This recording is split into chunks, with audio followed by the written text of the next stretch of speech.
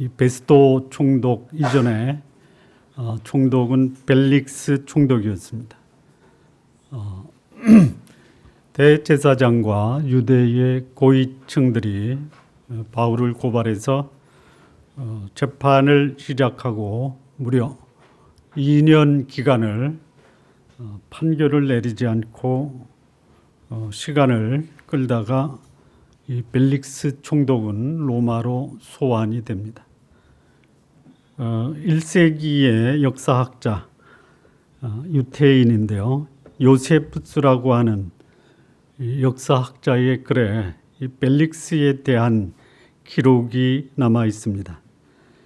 이 가이사라에서 유대인과 시리아인이 집단으로 패싸움을 벌입니다. 그때 이 벨릭스가 유대인과 시리아인의 싸움을 무력으로 그리고 잔인하게 진압됐다라는 보고가 당시 로마의 황제인 네로에게 보고가 됩니다. 그래서 이 벨릭스 총독은 네로의 소환을 받아 로마로 소환을 당합니다. 그리고 이 네로 황제는 이 벨릭스를 사형에 처하려고 언도를 내리려고 할 때 이 벨릭스의 형 네로의 충신이었습니다. 그래서 벨릭스의 형 그가 네로에게 간청을 해서 간신히 사형을 면했다라고 하는 기록이 요세푸스 역사에 기록이 되어 있습니다. 벨릭스가 소환되고 후임으로 온 총독이 누구냐? 오늘 본문에 나오는 베스도입니다. 베스도. 예. 근데 이 베스도에 대해서는 별로 기록이 없습니다. 베스도가 유대의 총독으로 부임하고 2년 있다가 세상을 떠납니다. 그래서 그에 대한 평가는 별로 없습니다. 근데 본문에서 우리가 볼 수 있는 이 베스도의 모습은 크게 두 가지를 볼 수가 있습니다. 하나는 법관으로서 공정성이 있다라는 겁니다. 또 하나는 정치인으로서 민심을 읽고 민심에 대단히 민감했다. 이 두 가지입니다.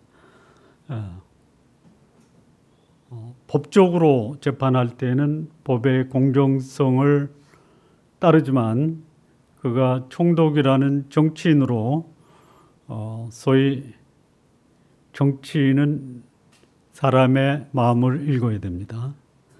법관은 법의 정신에 충실해야 됩니다.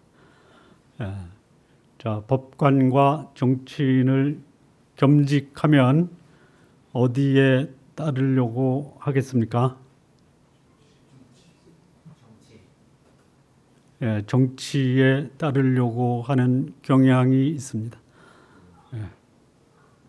그래서 바울을 예루살렘에서 재판하자고 하는 유대인들, 제사장과 유대의 고위층의 고소에 대해서는 받아들이지 않습니다.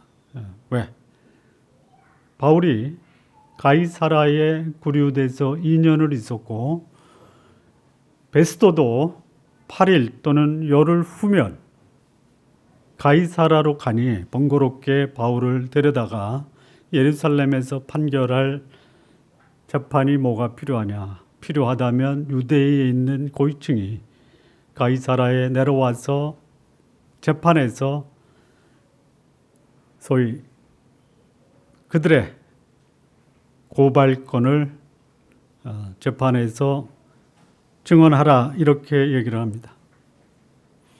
그런데 판결을 하다 보니까 바울이 법적으로 재판을 받을 아무런 증거를 찾아내지 못합니다. 이 법은 판결할 때 반드시 필요한 게 있습니다. 뭡니까? 증거와 증인입니다.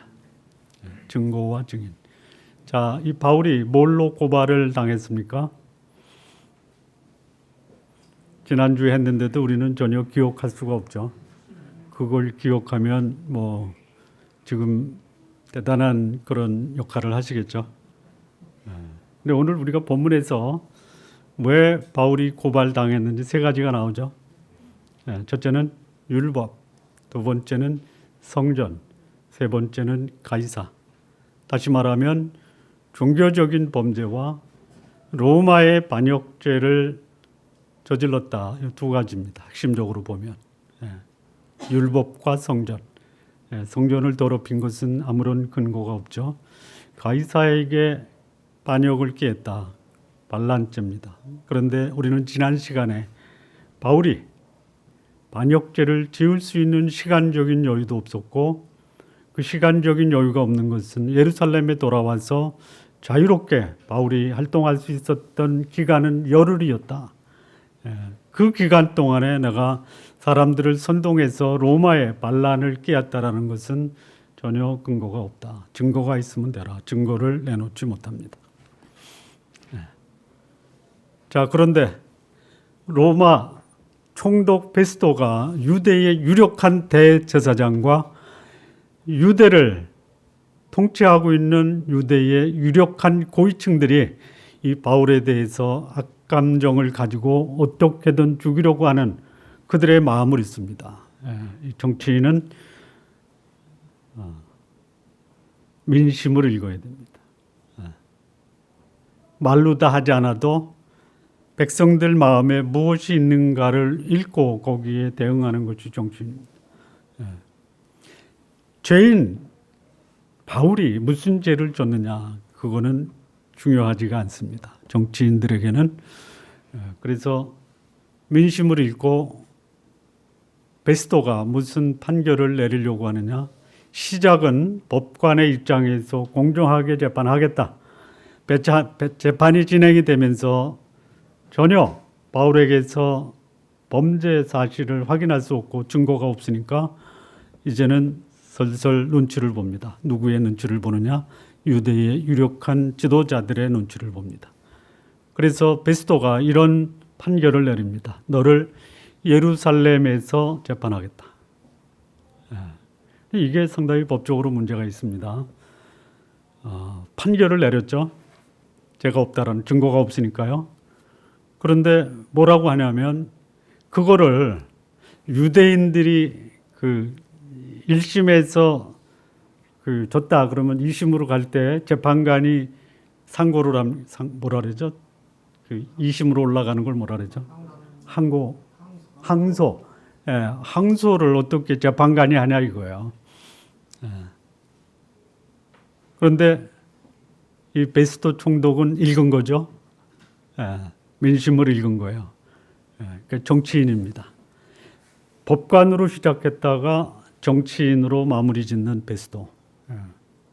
그러면 사람들은 자기가 법관의 이치와 정치인의 이치가 있을 때 중요한 판결 앞에서는 법적으로 판결합니까? 정치적으로 판결합니까? 어떻게 아세요?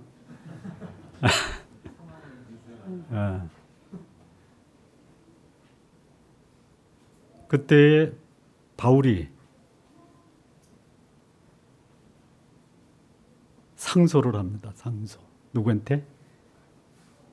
가이사에게. 가이사에. 가이사가 파견한 총독입니다. 그러니까 총독도 가이사예요. 그러니까 최종 판결은 누가 하느냐? 가이사가 하는 거예요. 그래서 가이사에게 상소를 해서 결국 바울은 예루살렘이 아닌 로마에서 마지막 판결을 받게 되었다라는 것이 본문의 내용입니다. 자, 여기서 보면은요, 유대인들의 바울에 대한 이 집요한 살해 위협, 이게 지속되고 있습니다. 자, 세상에 하나님께 속한 사람이 세상에 속한 사람들에게 위협이 될 때 그들이 취하는 전형적인 대응 방법이 뭡니까? 살해하는 겁니다. 살해. 누가 하나님의 이름으로 자신의 지위와 자신의 재물을 얻은 사람들이 자신의 재물과 지위를 지키기 위해서 하나님을 대적하고 하나님께 자신을 헌신한 사람을 죽일 수도 있다라는 것이죠. 이게 역사 속에서 그때뿐만이 아니라 지금도 계속 재현되고 있습니다. 역사 속에 나타난 이 종교 전쟁들을 보면요, 종교 전쟁의 현상들이 뭡니까? 자기의 종교를 가지고 자기와 다른 편에 선 사람들을 무자비하게 죽이는 겁니다. 여러분, 종교의 본질이 뭡니까? 이게 기독교 말고도요, 세계의 모든 종교가 가지고 있는 종교의 공통점이 뭐예요?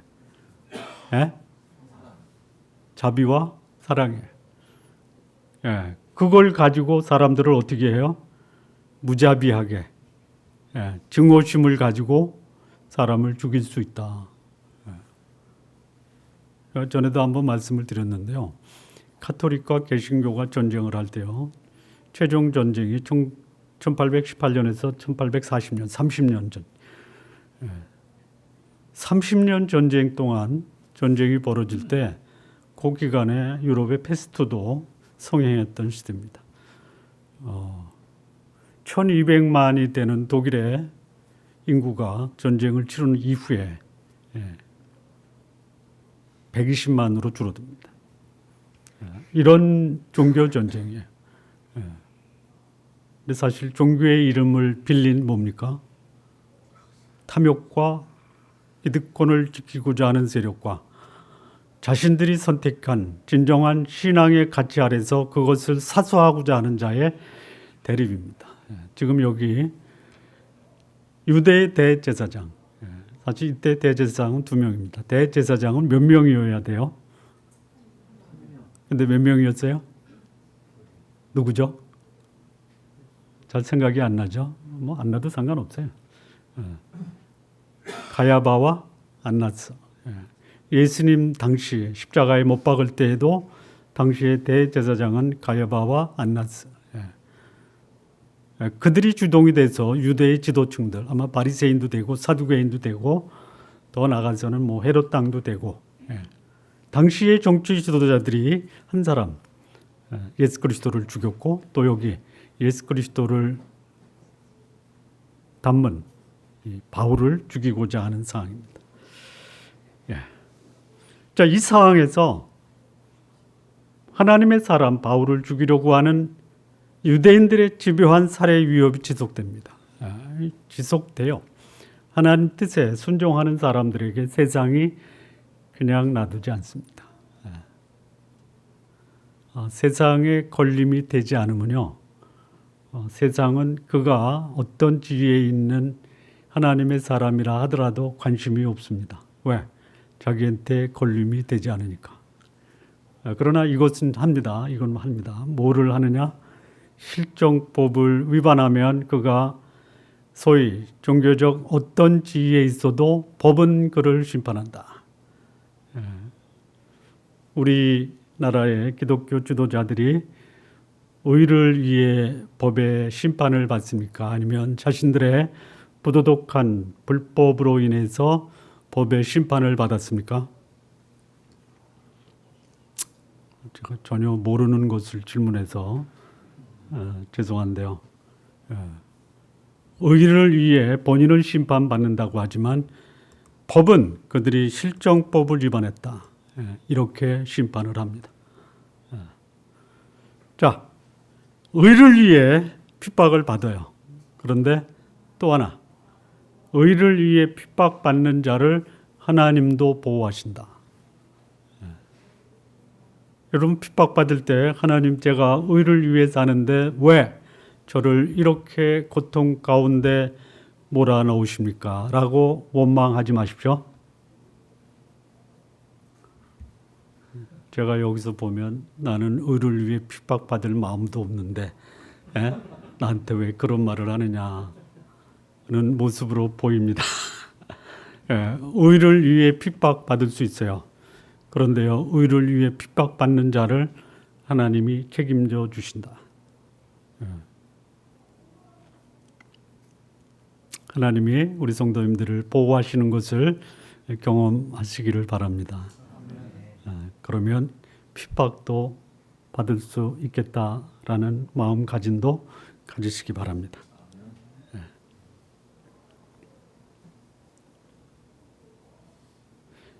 자, 우리가 진리나 또는 우리의 생명의 교훈에 관심을 갖고 그것에 귀를 기울일 때 그것이 우리의 삶의 터전, 때로는 목숨까지도 걸어야 되는 그런 상황을 접할 수 있다는 거 기억하시기 바랍니다.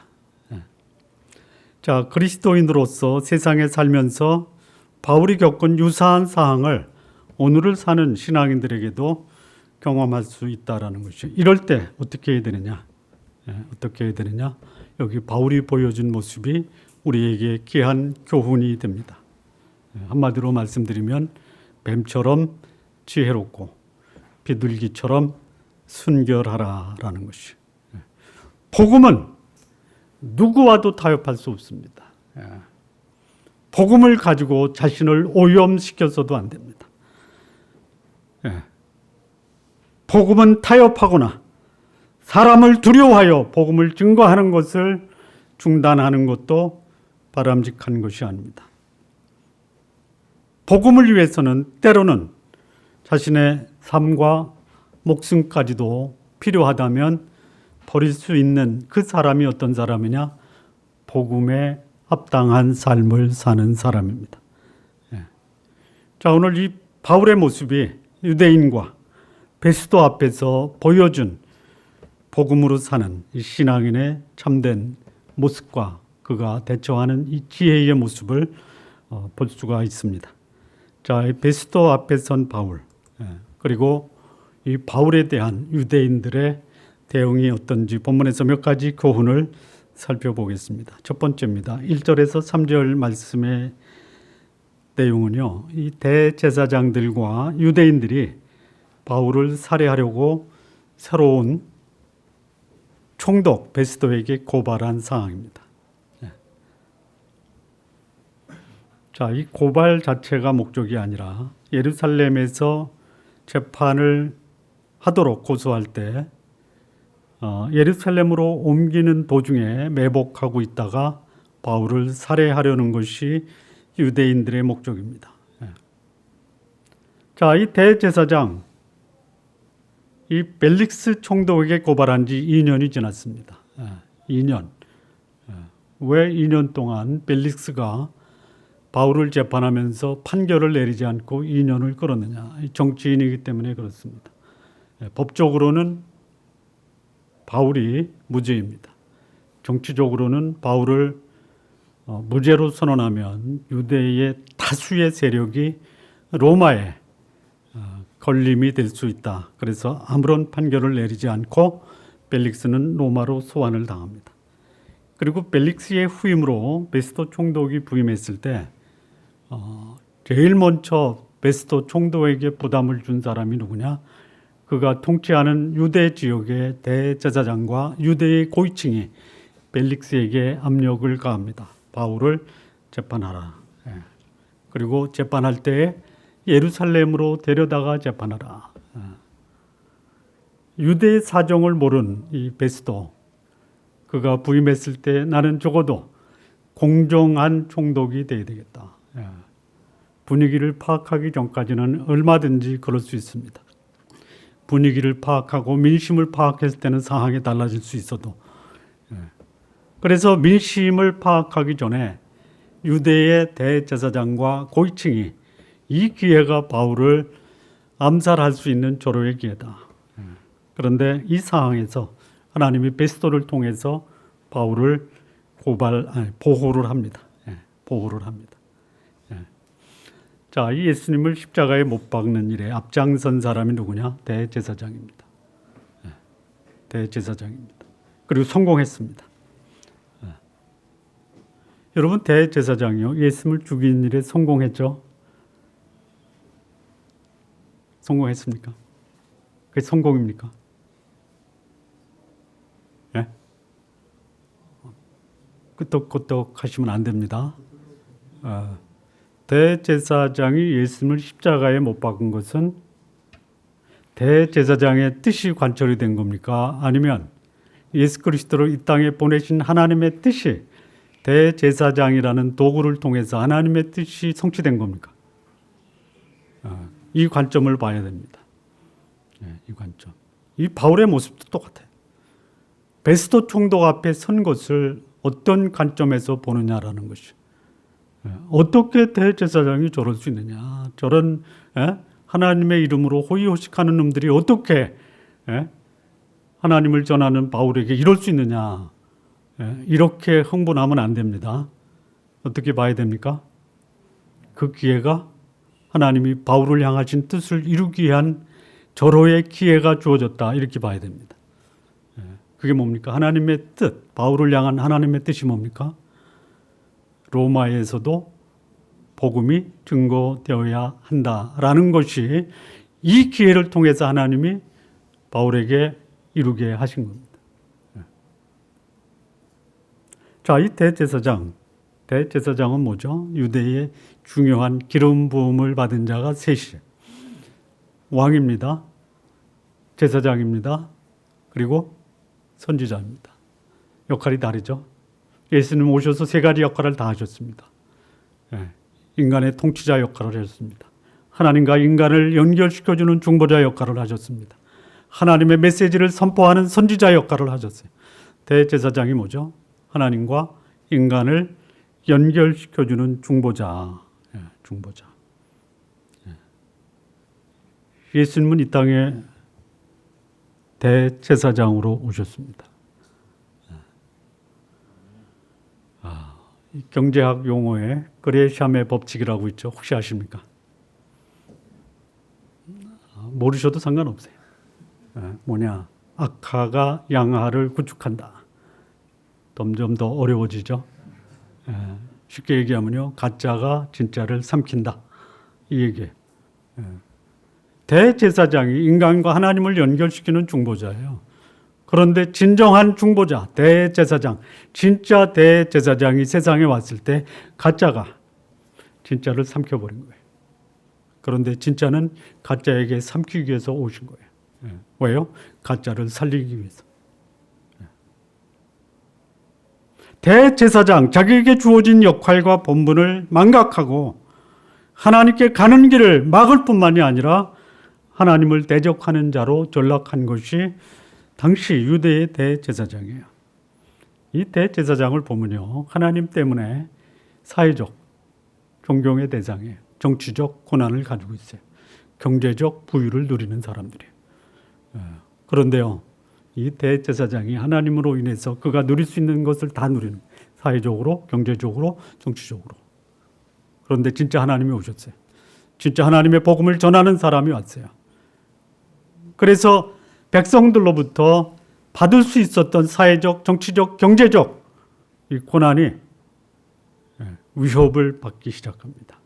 그러면 어떻게 돼요? 자신에게 위협이 되는 자를 제거하는 것. 이게 대제사장이에요. 하나님으로부터 받았던 육신적, 세상적 특권과 이익이 하나님 때문에 침해가 된다. 그러면 이들은 하나님마저도 적대시할 수 있는 사람, 이게 대제사장입니다. 이때만 일어난 겁니까? 지금도 이루어지고 있습니까? 율법과 전통을 중요시 여기고 생명과 복음을 소홀히 한 소위 종교 지도자들이 지금도 있다라는 것이죠. 여러분, 하나님 뜻에 순종하는 것이 중요합니까? 자기의 기득권을 지키기 위해서 자기들이 만든 법에 따라서 나는 죄가 없다라고 말하는 것이 옳습니까? 여러분들에게 판단의 몫을 남기겠습니다. 오늘날 하나님의 이름으로 하나님을 모독하는 사람들이 있어요. 불신자 때문에 하나님이 모독을 당하고 조롱당하지 않습니다. 과거 예수님 시대에 소위 바리새인 서기관 대제사장 그들로 인해서 하나님의 이름이 이방인 중에서 모욕을 당한다라고 하는 일이 오늘 이 시대에도 하나님의 사람이라고 하는 그들 때문에 하나님이 욕을 먹습니다. 하나님 믿는 사람들이 하나님 없이 살아가는 사람들보다 더 어둡고 더럽고 추한 모습으로 인해서 하나님의 이름이 모욕을 당하는 현상이 지금도 벌어지고 있습니다.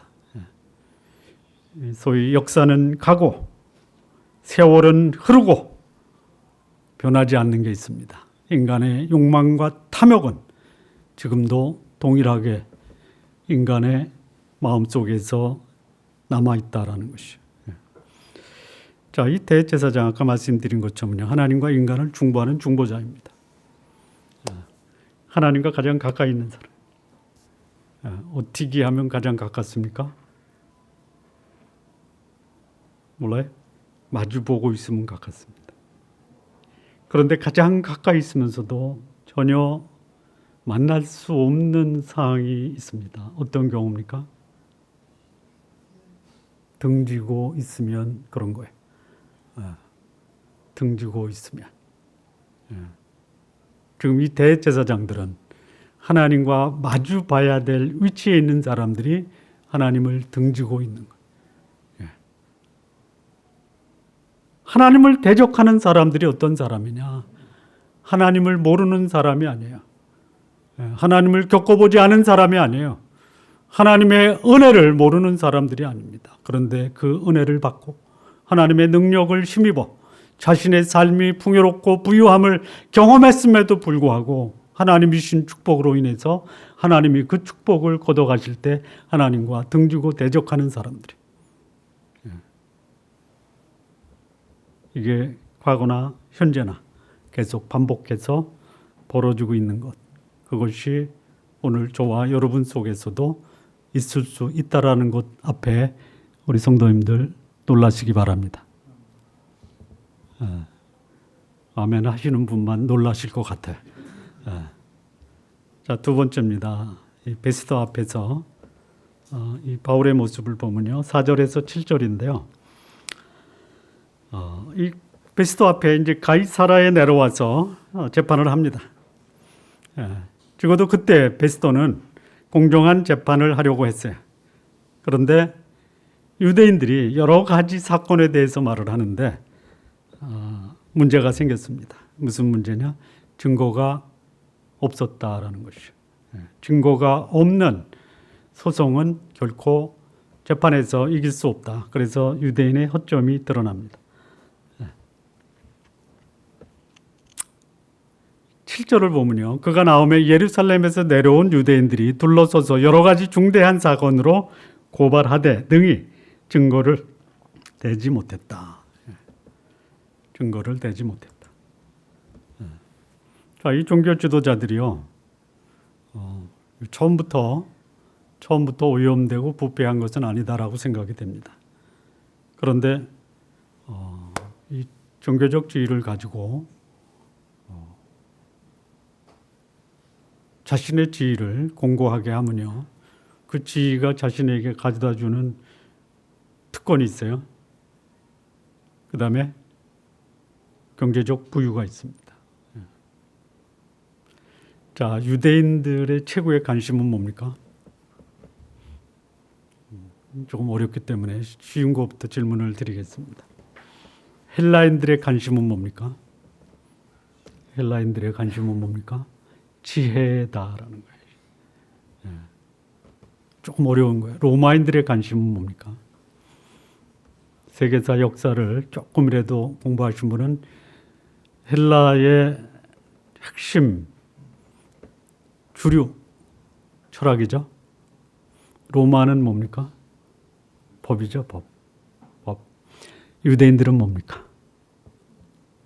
유대인들은 뭡니까? 모르세요? 뭐요? 아니에요. 예수님이 말씀하셨어요.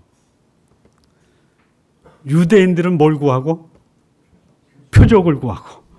헬라인들은 지혜를 찾으나 우리는 예수 그리스도의 십자가 외에는 자랑할 것이 없다. 유대인들의 관심이 뭐예요? 표적. 쉬운 말로.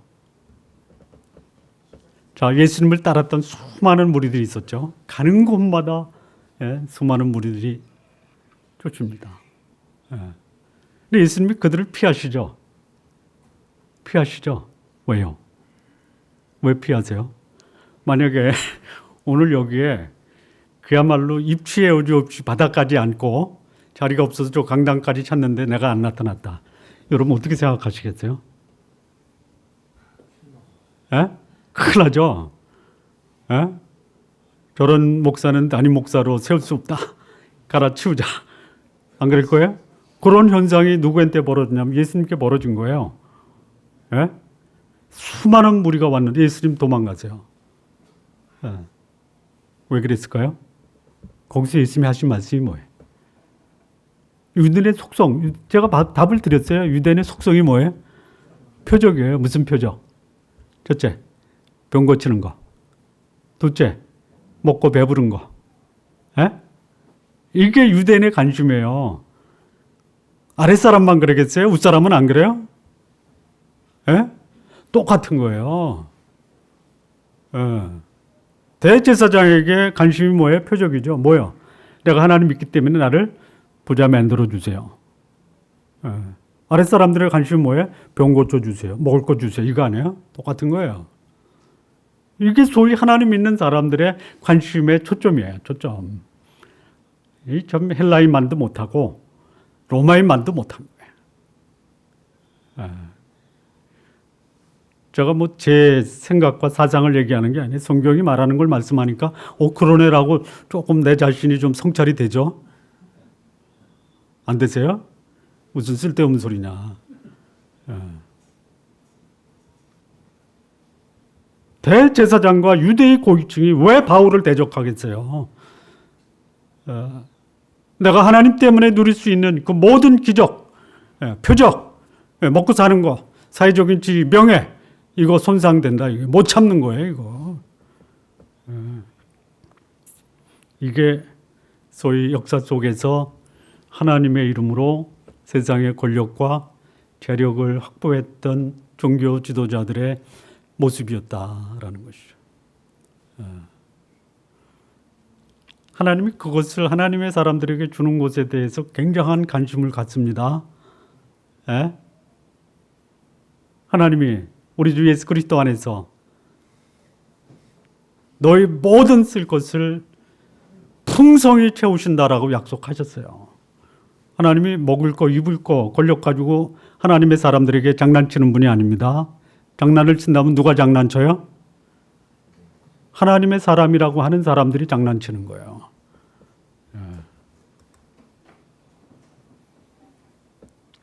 소위 최고 권력자가 자신의 권력을 지키기 위해서 도전자들을 무자비하게 제거하는 게 어디서 벌어지고 있어요? 소위 하나님의 나라에서 벌어지고 있는 거예요. 유대인 대제사장과 고위직이 사실 바울 한 사람, 그를 죽이려고 혈안이 됐어요. 사실 바울 한 사람이라는 것이 거의 대제사장이나 유대인 고위층에는 관심의 대상이 아니에요. 관심의 대상이 뭐가 관심의 대상이에요? 바울이 증거하는 복음이 그들에게 엄청난 방해가 된다라는 거예요. 여러분이 증거하는 여러분의 복음, 여러분의 삶이 세상에 영향을 안 주면요, 세상은 여러분에게 관심이 없습니다. 그냥 이렇게 생각하세요. 왜 세상에 나에 대해서 관심이 없지? 왜 바울처럼 나에게 관심을 가지고 그냥 사회 지도층이 나를 없애려고 이렇게 관심을 안 갖지? 왜 안 갖죠? 왜 안 가져요? 관심을 가질 만한 대상이 아니다.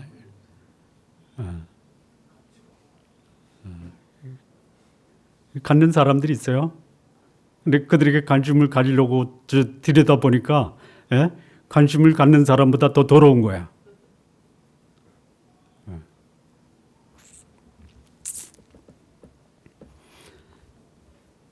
자신이 십자가에 못 박은 예수 그리스도.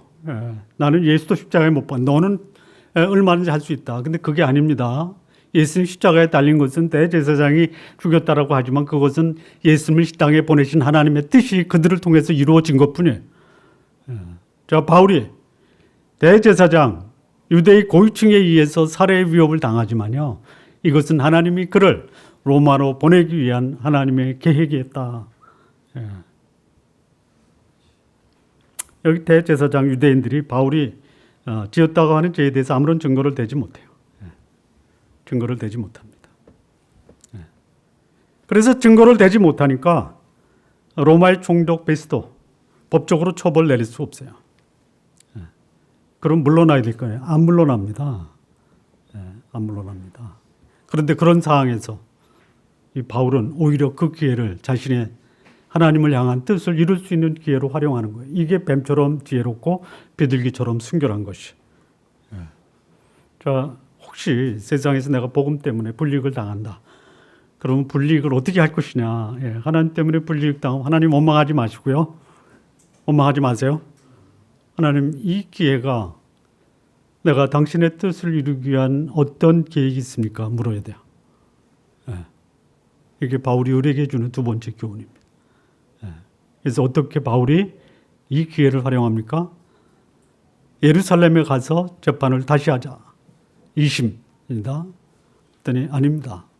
당신은 로마의 총독이니 당신 위에 있는 가이사 시저 앞에 가서 나는 재판을 받겠습니다. 그 시저가 누구예요? 네로입니다. 네로. 자, 세 번째입니다. 그래서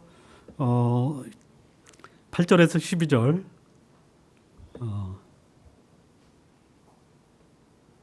자신의 무죄임을 변론하고요. 가이사에게 상소를 합니다. 이 바울이 그 고발당한 이유가 아까 제가 말씀드렸는데요. 8절에 나옵니다. 율법이나 성전이나 가이사에게나 내가 도무지 죄를 범하지 아니하였다. 그런데 나를 예루살렘에 가서 재판을 다시 한다고 하니까 이건 나가 합당하게 받아들일 수 없다. 10절에 바울이 이르되 내가 가이사의 재판 자리에 섰으니 마땅히 거기서 심만 받는 것이라. 당신도 잘 아는 바와 같이 내가 유대인들에게 불의를 행한 것이 없다. 내가 불의를 행하여 무슨 죽을 죄를 지었으면 내가 죽기를 사양하지 아니할 것이나 만일 이 사람들이 나를 고발하는 것이 다 사실이 아니면 아무도 나를 그들에게 내어줄 수 없나이다. 내가 가이사께 상소하노라. 자, 이 복음을 위해 살다 보면요, 전혀 죄가 없음에도 불구하고 법의 심판 자리에 설 수가 있습니다. 이것을 가리켜 뭐라고 합니까? 의를 위해 핍박받는다라고 하는 것이. 의를 위해 핍박받는 겁니다.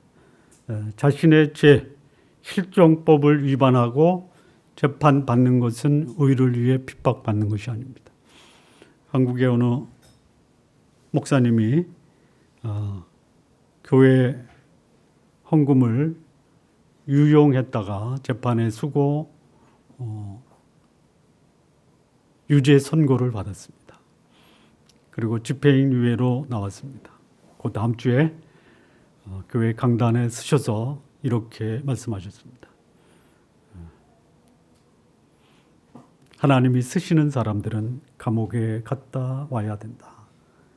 그래서 대표적인 두 사람을 제시합니다. 첫째는 요셉, 둘째는 다니엘.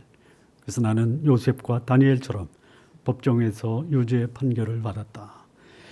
요셉처럼 유죄 판결을 받은 겁니까?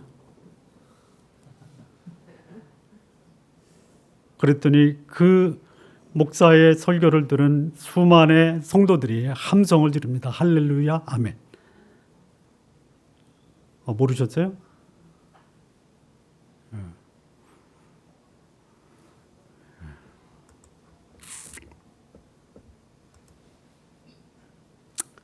복음 증거나 신앙생활이 실정법에 위반이 되었다면 심판을 받아야 돼요. 그런데 실정법에 위반되지 않았다. 그러면 법적으로나 변론을 해야 됩니다. 무죄를 변론할 수 있어야 돼요. 자신의 신앙이 아니라 실수와 잘못으로 법적인 불이익을 받으면 그거는 당연히 받아야 되는 거예요. 받아야 됩니다. 그런데 신앙, 복음, 하나님을 때문에 법의 심판을 받으면 그때는 기뻐하시기 바랍니다.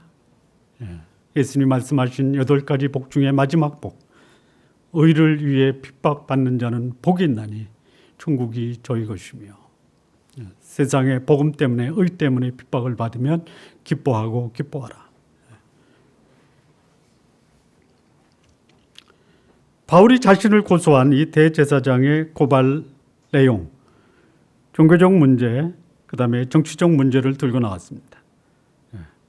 그리고 이것이 부당하다라는 것을 지적하고 로마에서 재판하려고 하는 이 베스토에게 당당하게 로마의 시민권자로 로마에서 재판을 받겠다라고 바울이 상소를 합니다. 그리고 바울은 이 주어진 사항을 단순히 억울해서 안 되겠다라는 그런 재판의 부당성을 고발하기 위한 상소가 아니라 하나님의 뜻을 이루기 위한 기회로 활용하기 위해서 바울은 상소하고 있어요. 우리 성도님들, 나의 주어진 상황, 이게 불리하다. 어떻게 세상이 이럴 수 있는가? 지난주에 발표가 됐죠. 뭐 대통령이 딱 결정만 하면 통과되는, 이게 뭐죠? 국민인권 뭐에? 뭐 복잡하더라, 길더라고요. 거기 좀 우리가 오해하는 것도 있어요. 교회에서 타 종교를 비판하면 벌 받는다. 그건 거짓말입니다. 타 종교인에게 물리적 가해를 당하면 이거 실정법 위반이에요. 그러니까 지나치게 그 법을 축소시켜서 확대해가지고 거기에 긴장할 필요가 없어요. 중요한 건 뭐예요? 그 법이 나를 얽매이는 게 아니라 내가 복음에 합당하지 못한 삶을 사는 나를 오히려 하나님 앞에서 성찰해야 돼요. 자, 바울은 이 기회를 어떻게 보느냐? 하나님이 자신을 로마로 가게 하셔서 로마에서 복음을 증거하게 하는 그 기회로 활용하고 있다는 것이. 나의 불리한 상황이 때로는 하나님의 뜻을 이룰 수 있는 절호의 기회가 되는 것, 이것도 믿음의 안목으로 봐야 됩니다. 그러니까 나의 상황이 나의 세상적 또는 육신적 또는 경제적 여기에 유리하냐 불리하냐, 우리는 그렇게 세상을 보려고 하는 그런 마음이 조금은 있어요. 그런데 그런 상황에서, 이 상황에서 나를 향한 하나님의 뜻이 무엇이냐, 이게 훨씬 중요하다라는 거예요. 그것을 오늘 사도 바울이 보여줍니다. 억울해서 상소하는 게 아닙니다. 이 기회가 하나님이 나를 향해서 로마를 향해 복음을 증거할 수 있는 귀한 기회가 될 수 있다라는 것, 하나님이 어떻게 내 인생에 역사하는 것을 볼 수 있는 기회로 바울이 이 기회를 활용했다라는 것이죠. 자, 마무리 짓겠습니다. 이 복음으로 사는 사람들의 특징이 뭐냐? 복음으로 사는 사람입니다.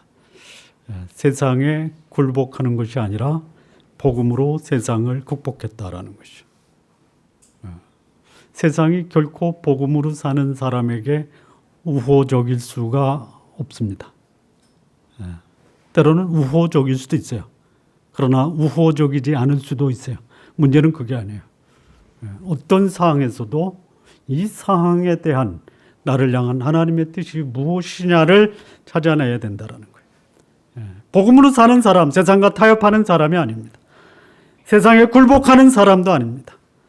오히려 복음을 위해 또는 하나님을 위해 세상 앞에서 당당하게 살아가는 사람이 복음으로 살아가는 사람입니다. 그리스도인의 삶의 모습이 다양할 수 있어요. 다양할 수 있습니다. 세상에서 소위 권력이나 재물이나 지위에 있어서 앞서 나갈 수도 있어요. 그 자체가 나쁜 것이 아닙니다. 그거 가지고 거기에 얽매이는 게 문제지. 본질은 뭐냐? 나를 보내신 하나님의 뜻을 이루는 삶을 사는 사람이냐, 이게 훨씬 더 중요한 것이. 어떤 형태의 삶을 살 것이냐, 여기에 집중하는 것보다 무엇을 위해 살 것이냐에 집중하시기 바랍니다. 이것이 신앙인이 추구해야 될 삶의 모습이에요. 바울에게서 우리가 배울 수 있는 것이 뭐냐? 그가 가진 지식, 또 그가 가지고 있었던 특권, 그걸 가지고 얼마든지 대제사장이나 바리새인들이 누릴 수 있는 그 이상의 삶을 살 수 있었던 사람이에요. 그런데 이 바울은 그 어떤 것보다 예수 그리스도를 아는 지식, 그리고 예수 그리스도를 위해 사는 그 삶에 대한 가치를 알았던 사람이에요. 우리 성도들 그 가치를 좀 아셨으면 좋겠어요. 토요일 날 아침 7시에 나오시기 바랍니다. 어제 시작했는데요. 어제 입추의 여주 없이 이 자리가 꽉 찼어요. 모르시죠? 아시는 분은 아십니다. 예? 사진에 꽉 찼죠? 꽉 찼습니다. 우리 장로님도 새벽잠 없으신데 좀 나오시죠. 우리 좋은나무교회 성도 여러분, 나에게 주어진 삶 충성스럽게 사시기 바랍니다. 그러나 무엇보다도 가치 있는 삶이 무엇이냐, 내 인생을 들여도 전혀 아깝지 않은 삶이 무엇이냐, 그것을 위해 우리 성도님들의 삶을 사셨다라는 그런 평가를 받으시기를 진심으로 바랍니다. 기도하시겠습니다.